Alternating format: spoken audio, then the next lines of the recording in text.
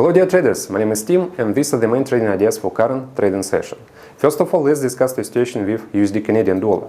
The Canadian dollar weakened against the US dollar on Tuesday as market participants choose to be cautious ahead of the key US inflation report this week. The loonie was weakened 1% since the start of the month.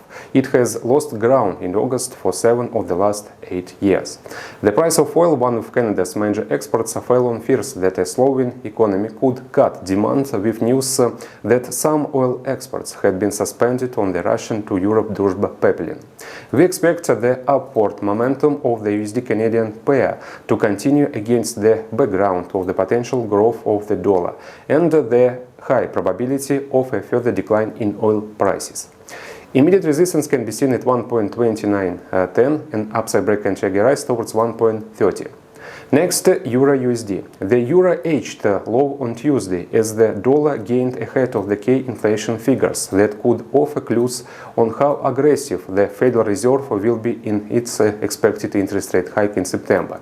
The greenback had drifted low in the European session, but reversed course as US stock markets slid on profit warnings, global inflationary concerns, and data that showed US worker productivity fell sharply in the second quarter.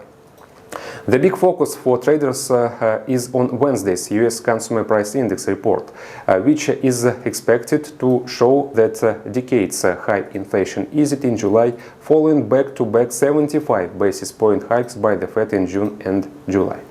However, core inflation may rise, which will again return dollar buys to the market. Immediate support is seen at 1.0190.